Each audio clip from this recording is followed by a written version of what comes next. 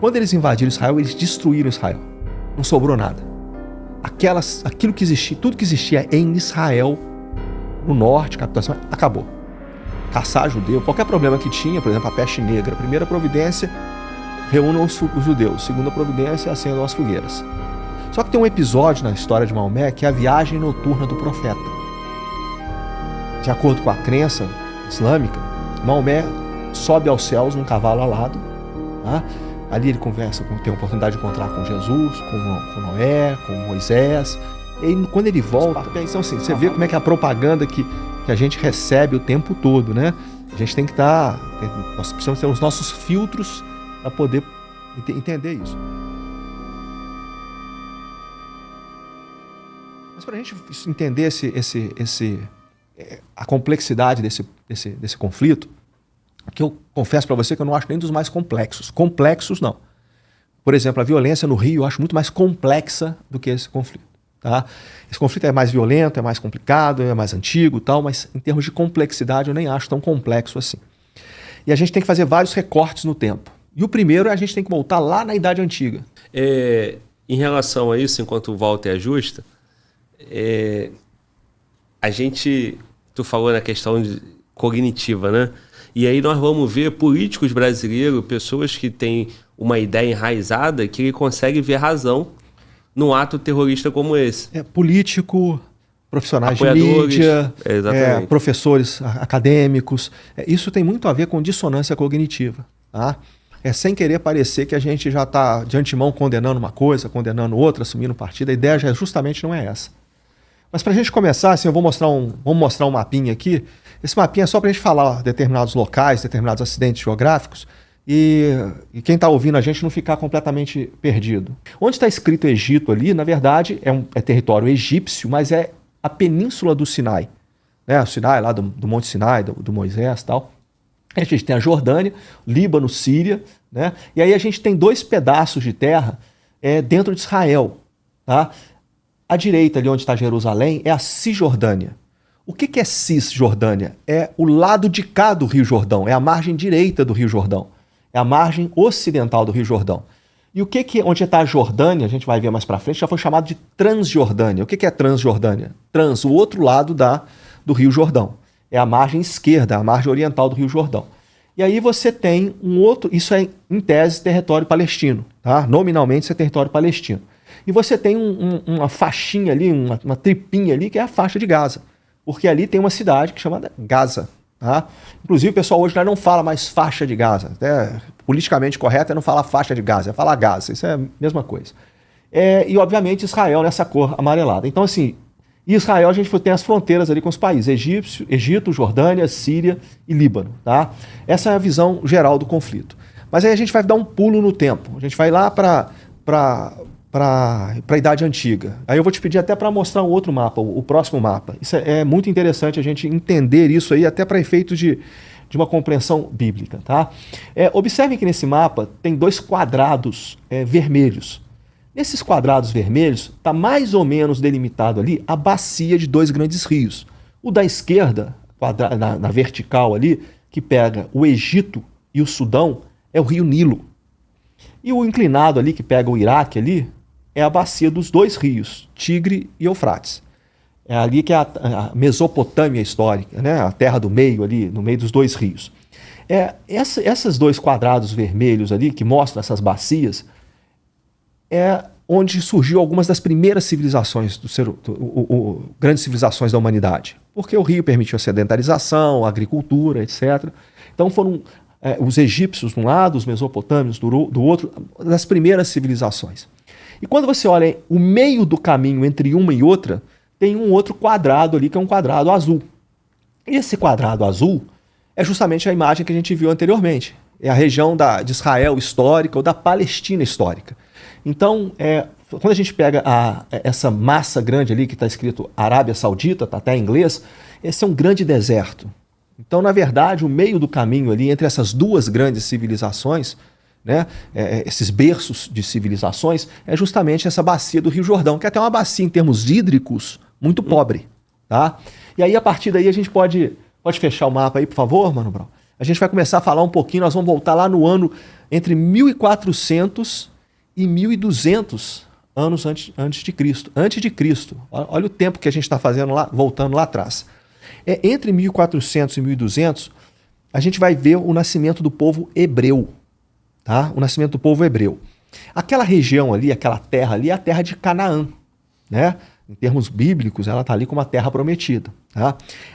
Os cananeus que viviam naquela Canaã eram um território ponte com algumas cidades-estados, como, por exemplo, Jerusalém, Jericó. Tá? Só que essas cidades, elas estavam em declínio. Essas cidades-estados estavam em declínio, etc. E aí, como é que vai surgir o povo hebreu?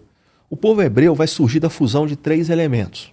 O primeiro deles eram os abirus. Inclusive, acredita-se que o termo hebreu venha dessa palavra, abiru. Tá? Era a população que vivia naquela região, mas fora dessas cidades-estados. Fora dessas cidades-estados. Esse é um povo. O outro o outro elemento que vai compor o povo hebreu é decorrente de um fenômeno chamado transumância. O que é isso? Eram pastores nômades e seminômades que percorriam aquela região periodicamente, né? Naquele ciclo de perambulação nômade. E com o tempo eles iam se fixando ali naquela terra, junto com os abirus, começavam a parar ali e devia ficar, sei lá, um tempo X, começava a alargar aquele período de tempo. Então esse é o segundo elemento. Tanto é que quando a gente pega as escrituras sagradas, a gente tem Abraão, o grande patriarca, né? O Abraão vem de onde? O Abraão vem da Mesopotâmia. Ele vem lá de Ur, lá no rio Eufrates, não é isso? Então é justamente essa ligação. E você vai ter um terceiro elemento, que é um grupo do Egito, um grupo de um fluxo migratório que vem do Egito.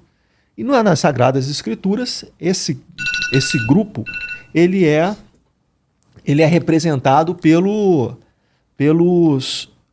Moisés, entendeu? Então, quando a gente fala do Abraão, você vê o componente que vem lá da Mesopotâmia. Quando você fala do Moisés, é o componente que vem do Egito.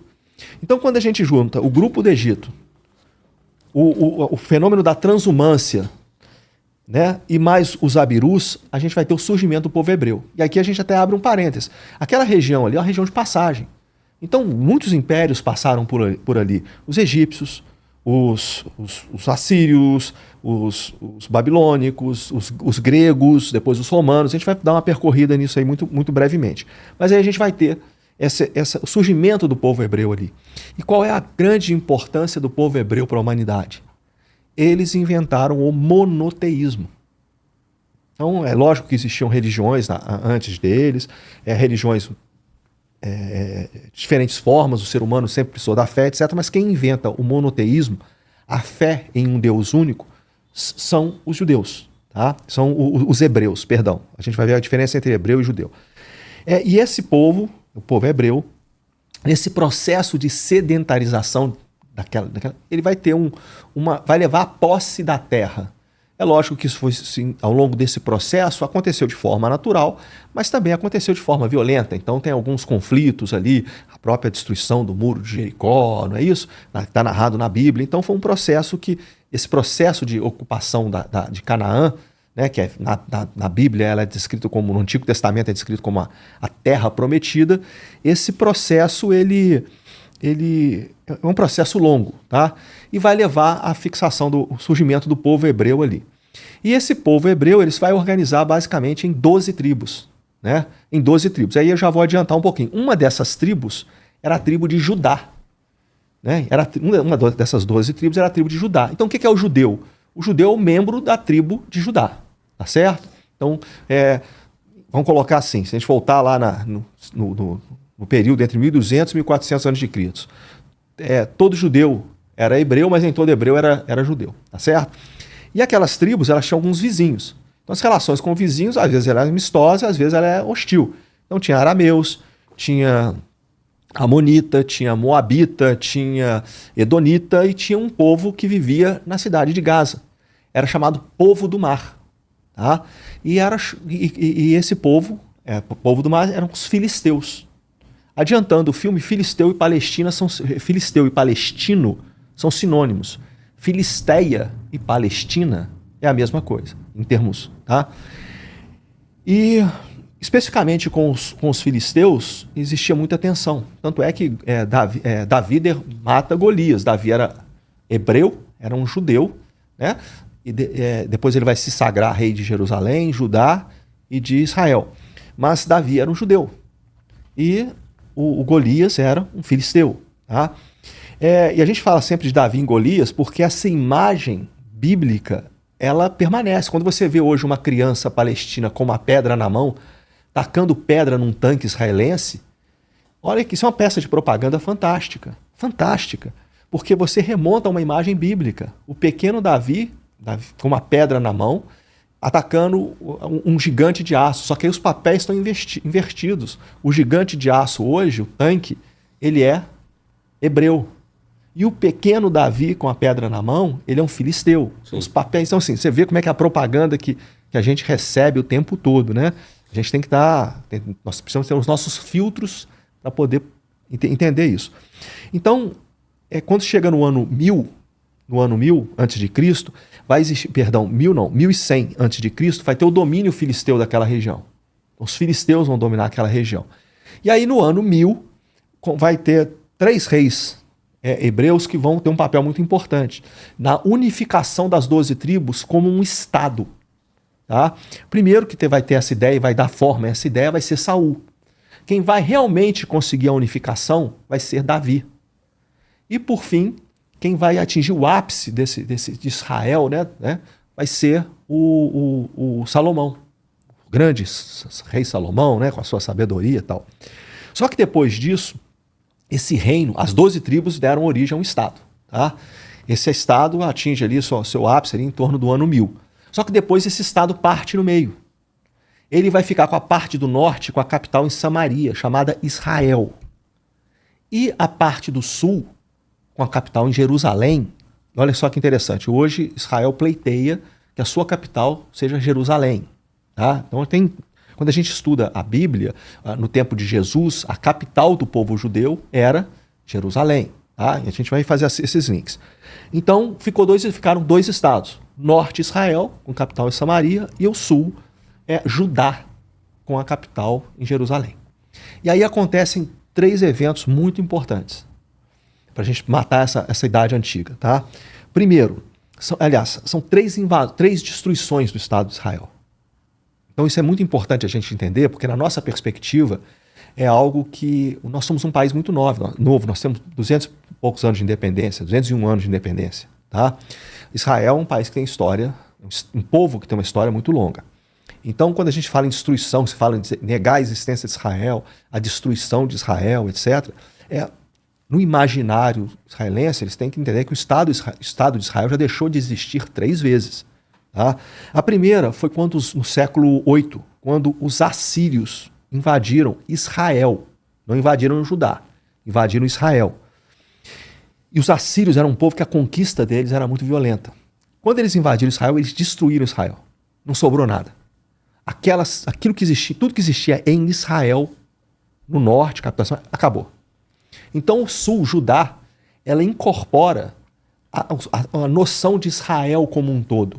Tá? E aí você vai ter aí a gente começa a falar de povo judeu. Entendeu? Até agora a gente estava falando de hebreus. Aí com os assírios, acaba o Israel no norte, a gente passa a falar do povo da tribo de Judá, somente. Então a gente passa a falar de judeu.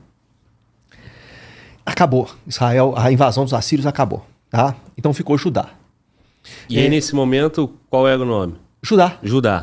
Tá. Judá. Só que Judá incorpora tudo aquilo, todo aquele sentido, os valores, etc., que também tinha em Israel, no norte. Tá? Era o mesmo povo, com a mesma crença num Deus único, no Yahvé, tá certo? Tá? E aí, depois, no século VI, vai ter outra invasão. Vai ser a invasão dos babilônicos. Só que essa invasão vai ser diferente dos assírios. Os assírios acabaram com Israel. Destruíram tudo. Quando os babilônicos conquistam Judá, o que eles fazem? Eles escravizam o povo e levam para a Babilônia. Levam para o exílio na Babilônia. A Babilônia é lá na Mesopotâmia, onde a gente mostrou lá no Tigre e Eufrates. Eles levaram as famílias constituídas para trabalharem como escravos lá.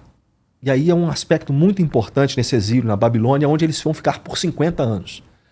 Se a gente pegar nesse contexto todo, a gente está falando de voltamos 4.000 anos na história, a gente pegar 50 anos de exílio na Babilônia é relativamente pouco. Tá? Mas acontece uma coisa muito importante nesse exílio. Eu particularmente, acredito que é fundamental nessa história toda. Quando eles estavam, o povo, no exílio, principalmente o senso comunitário não foi destruído. Levaram as famílias, levaram as comunidades e colocaram, e assentaram na Babilônia como escravos. E aquele povo, ele resolveu criar mecanismos para preservar a sua identidade cultural no exílio. Então é ali que os escribas começam a colocar no papel aquilo que era uma tradição oral, que vai dar origem ao Antigo Testamento. Então esse passa a ser um componente muito importante da cultura judaica. É a capacidade de preservar a sua identidade cultural no exílio. E você vai ver a importância disso, porque eles vão passar depois 2.000 anos no exílio, 2.000 anos no exílio, e vão conseguir preservar a identidade cultural dele. No meu entendimento, isso surge justamente porque eles criam os mecanismos para isso durante o exílio na Babilônia. Só que aí vem um rei persa chamado Ciro, o Grande, e ele conquista a Babilônia, e quando ele conquista a Babilônia, ele manda os judeus voltarem para sua terra. Tanto é que quando a gente estuda direitos humanos, o primeiro personagem que a gente vê lá é o Ciro, porque ele tem o tal do cilindro de Ciro. Então ali a libertação dos hebreus do cativeiro, dos judeus do cativeiro, é muito significativa, inclusive na própria história judaica. E eles voltam, eles reconstroem o templo, né, de Salomão, que tinha sido destruído, eles vão reconstruir o templo de Salomão. E depois, na época de Jesus, esse templo vai ganhar um upgrade, né? Com o Herodes o Grande, vai dar um upgrade no templo. Tem gente que fala em terceiro templo, tem gente que vai falar em templo de Herodes, etc. Mas os judeus voltam para a terra de Judá, tá? Para a bacia do Rio Jordão. E aí vem uma terceira destruição, que é quando os romanos ocupam. E a ocupação romana era o seguinte: a conquista era muito brutal, mas a ocupação romana não era tão brutal assim. O romano, ele era muito, até de certa forma, tolerante. Ele falava assim: eu tenho a minha religião, mas você pode ter a sua, etc. Tal. Mas só que os judeus, eles eram muito recalcitrantes com relação à ocupação romana. Então vão ter os sicários, vão ter os zelotes, né? Eu estou pulando, por exemplo, teve a ocupação grega. Na ocupação grega teve a Batalha de Emaús, com Judas Macabeus, isso aí salvou o judaísmo, mas eu tô pulando isso, tá? Então eu estou focando nessas 3 destruições. A primeira ocupação, destruição provocada pelo avanço dos assírios, a segunda dos babilônios, e agora eu estou na ocupação romana daquele território. E Roma chamou aquele território ali de Judéia, né? Judéia, Samaria, tanto é que a gente na Bíblia diz, o bom samaritano. O que era o samaritano? Né? Isso aqui é o cara da Samaria. E Galileia. Tanto é que Jesus era um galileu. Tá? Mas Galileia, Samaria, Judéia, né? Ali você vai ter a Pérea, ali, que é outra província e tal. Isso é judeu. Isso é o povo judeu. Tá? E Jesus, isso é importante a gente falar. Jesus, ele nasceu judeu. Ele viveu como um judeu dentro das tradições judaicas. Ele foi morto em uma cruz romana, condenado pela lei romana pelo crime de sedição, e isso está na própria cruz, Jesus de Nazaré, rei dos judeus, por ter conspirado contra o poder de Roma, furado com uma espada romana, empunhada por um soldado romano. Tá? E quem vai verdadeiramente fundar o cristianismo não é Jesus. São um dos seus discípulos, depois um outro que incorpora. É Pedro, que vai pregar para os judeus, vai tentar a conversão dos judeus. E Paulo, que vai se esforçar, vai se empenhar na conversão dos gentios. Então é do trabalho missionário de Pedro e Paulo, né, Paulo de Tarso, que vai surgir o cristianismo. Tá? Mas a história de Jesus, ela se dá dentro da ocupação romana. Tá? Dentro do contexto. Tanto é que tem, você encontra na Bíblia os sicários, os zelotes, etc. Só que vão ter 2 revoltas, 2 guerras muito violentas, insurreições dos judeus contra a ocupação romana. O primeiro acontece no século I, entre os anos 60 e 70 do século I. Tá? Aí a gente já está falando depois de Cristo. E a tal da guerra judaica, vai ter o episódio de Massada, a fortaleza de Massada ainda está lá, um ponto turístico no Israel, tal. É um episódio trágico, etc. E depois vai ter a revolta de Simão Bar Cokhba, que acontece no ano 136. Depois dessas revoltas, Roma perde a paciência. Roma fala assim, olha só, essa província da Judéia é uma província pobre, turbulenta, só me dá dor de cabeça. Eu não estou cansado desse povo, eu vou acabar com esse povo. E aí, destrói o templo, destrói novamente o templo. Então, quando você vê os judeus rezando no Muro das Lamentações, o que é aquilo? Aquilo são as ruínas do templo. Aquilo são as ruínas do templo. Eles destroem o templo, matam quem eles conseguem matar, quem não consegue matar foge. Tanto é que esses que fogem vão dar origem à diáspora. Né? A fuga dos judeus espalha os judeus pelo mundo. E é por isso que eles vão conseguir passar 2000 anos, quase 2000 anos, porque eles vão poder retornar em 1948, com a criação do Estado de Israel, espalhados pelo mundo. Tá? E a vida do judeu dentro da cristandade sempre foi muito terrível. Né? O judeu sempre foi muito brutalizado dentro da cristandade. Caçar judeu, qualquer problema que tinha, por exemplo, a peste negra, primeira providência, reúnam os judeus. Segunda providência, acendam as fogueiras. Então o judeu sempre foi... dentro da cristandade, o judeu sempre se deu mal. Não tinha ainda, no século I, o islamismo. Mas a gente vai falar. Mas dentro do islamismo, os judeus, dentro das comunidades muçulmanas, os judeus sofriam menos. O muçulmano era até muito mais tolerante, sempre foi muito mais tolerante do que o cristão em relação ao judeu. Tá? Mas aí os judeus fogem, porque Roma bota para correr. Procura matar todo mundo, quem não mata foge da origem à diáspora. E quer acabar com todo o traço de judaísmo existente no mundo naquela época. Então ele pega aquelas províncias que ele chamava de Judéia e ele muda o nome para Filisteia. Olha só, até assim, eu vou acabar com você, ainda vou botar o nome dessa terra do nome dos seus piores inimigos, sim, que são os filisteus. Sim. Então dá o nome de Filisteia. O que é Filisteia? É Palestina. Tá? Então a gente vai começar a chamar aquela região de Palestina depois da expulsão dos judeus, depois da revolta de Simão Bar Kokhba. Um pouquinho, já no comecinho do século II. Tá? Então a gente entendeu a origem do nome Filisteia? Palestina? Sim. Tá. Então começa o que era Judéia numa canetada, né? Aliás, uma canetada não, numa espadada suja de sangue, Roma muda aquele nome. E aí nesse ponto, se lá atrás Davi mata Golias, Davi depois rei de Israel, muda o nome pro inimigo. Muda o nome pro inimigo. Expulsa todo mundo não, e muda assim, o nome pro inimigo. A escolha do nome foi intencional, proposital. Deixa eu pegar quem é o seu pior inimigo. Né? E vou botar o nome aqui desse inimigo. Então chamando de Filisteia. Tá? Palestina, de Palestina. Entendi. A partir dali a gente começa a chamar aquela região de Palestina. Então o que é importante desse primeiro recorte no tempo? O surgimento do povo hebreu naquela região, tá? E as 3 destruições do Estado de Israel. Tá? As 3 destruições do Estado de Israel. Agora vamos dar um outro pulo no tempo. Vamos lá para o século VII da era cristã. Na Península Arábica vai surgir, especificamente a Península Arábica, ela é um grande planalto, e um planalto muito árido, mas ela tem uma faixa costeira relativamente estreita, um pouco mais fértil. Essa planície que se debruça sobre o Mar Vermelho chama-se Hejaz. Tá? E ali tem a cidade de Meca. E na cidade de Meca vai aparecer um sujeito chamado Maomé. Tá? E esse cara vai ter uma revelação.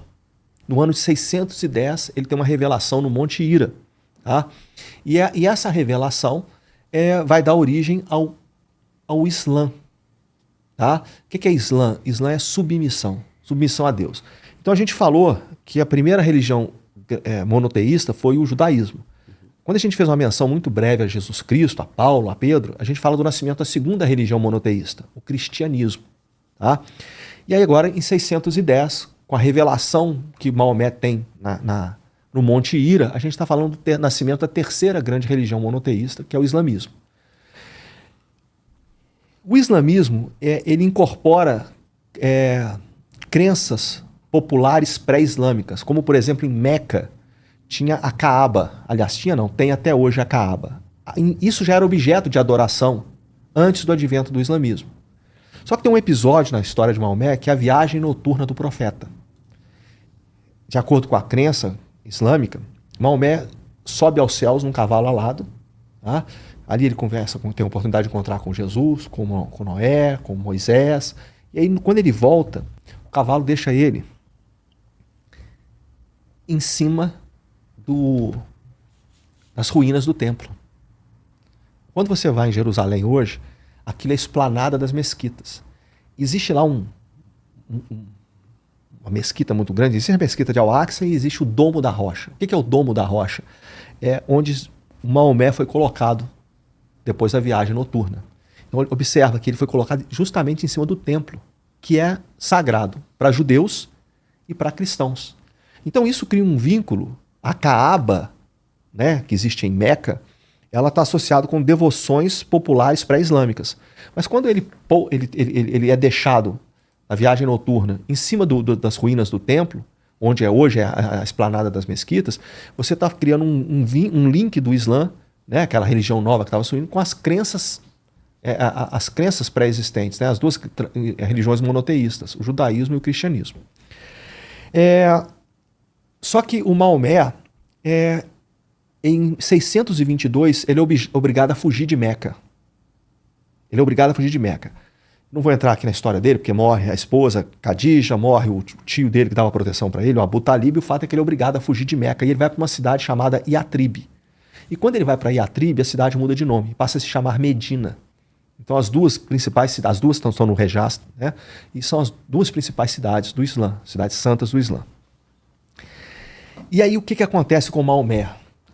Isso é fundamental. Maomé foi o mais bem-sucedido de todos os profetas, porque ele alcançou sucesso, ele alcançou vitórias em vida. Maomé não foi jogado na cova dos leões, Maomé não foi preso, não foi torturado, não foi crucificado, nada. O Maomé, além de um líder religioso, ele foi um líder político de sucesso, porque ele se torna o comandante, o líder da Umma, né, que é a comunidade muçulmana. E ele, só para você ter ideia, em 9 anos, ele trava 38 batalhas. E dessas 38, 25 ele estava presente. Então, até militarmente, ele foi bem sucedido. Então, além do êxito religioso, ele tem êxito militar e êxito político. Então, o Islã começa a se espalhar muito rapidamente. E naquela região, também você tinha ali o Império Romano em declínio, né? O Império Romano já tinha... Enfim. E aí o que vai acontecer? A questão da sucessão do Maomé, ele não deixa claro como é que ia ser a sucessão dele. Então em 610 ele tem a revelação, em 622 ele é obrigado a fugir de Medina, de Meca para Yatrib, Yatrib muda o nome para Medina, cidade do profeta. Esse ano 622 é considerado o ano da Hégira, né? A migração, é o ano 0 no calendário islâmico. O que marca o ano 0 no calendário islâmico? A Hégira, a migração de Maomé. Então, 622. Tá? Maomé morre em 632. E aí, quando ele morre, vem um período que é conhecido como Rashidun, um período dos profetas bem guiados, porque ele não deixa claro como é que ia ser a sucessão dele. Então, a sucessão natural foi o principal discípulo dele, que era Abu Bakr. Depois passa para o Omar para o Uthman, e depois para Ali. Ali era primo dele, e era casado com uma filha do Maomé, Fátima. Só que o Ali, ele advoga uma sucessão em função de vínculos sanguíneos, em vínculos dinásticos com a família do profeta. E aí não concordaram com isso e aí vai ter um grande racha nos seguidores de Maomé, nos muçulmanos. Aqueles que ficam no lado do Ali, tomam o partido de Ali, Shi'at Ali, e aí vai surgir o xiismo. E aqueles que advogam uma tradição, de acordo com os critérios, que aí vai dar origem ao sunismo. Sunna significa tradição. Tá? Então, aí tem o grande racha do mundo muçulmano entre sunitas e xiitas. E aí acaba que os xiitas perdem, tá? E aí vai surgir um califado omíada com capital em Damasco, né? Hoje é Síria. Depois vai vir o califado abássida, primeiro omíada, depois o abássida com capital em Bagdá. Mas antes, ainda no período dos califas bem guiados, tem uma expansão no ano 650. E no ano 650, então a gente está falando da criação, da construção do Império Muçulmano. Em 650, eles alcançam essa região que era a antiga província da Filisteia, da Palestina. Então o que acontece ali? Você vai ter uma invasão, né, árabe etnicamente falando, muçulmana. Muçulmana religião. Tá ok? Então, em 650, aquela região, aquele pedaço de terra, passa a ser de árabes muçulmanos. Ok? Ok. Existiam remanescentes judeus ali? Existiam. Existiam remanescentes judeus ali. Mas muito depauperados. Sempre viveram depauperados. Porque a massa dos judeus, lá no século I, né? E depois de 136, com a revolta de Bar Kokhba, eles deu início à diáspora. Mas enfim, aquela região ali em 650 passa a ser de controle de árabe muçulmano. E aí tem, como eu disse, o califado omíada, o califado abássida, e você vai ter, no século XIII, especificamente no ano 1358, século XIII não, século XIV, né? Não, perdão, século XIII, 1258. Em 1258, os mongóis vão destruir, vão conquistar Bagdá. E aí, quando esse califado abássida ele é desfeito, vão surgir 3 impérios ali, daquele território. Porque os muçulmanos eles chegam até no Extremo Oriente. Então vai ter um império dos grão-mughals na Índia, o império persa safávida, que é hoje o Irã, tá? E vai surgir um outro império, que é o Império Turco-Otomano. 3 impérios muçulmanos. Então aquilo que a antiga Palestina, província da Palestina, passa a se tornar território, uma parte do Império Turco-Otomano. Tá? Então, a gente falou primeiro no surgimento do Estado do povo hebreu, 3 destruições do Estado de Israel, é isso? A gente deu um pulo para o século VII, falamos do advento do islamismo e como nos 650 eles chegam àquela região. Como no século XIII aquilo se desfaz, e com o advento do Império Turco-Otomano, aquele pedaço de terra passa a ser uma província otomana.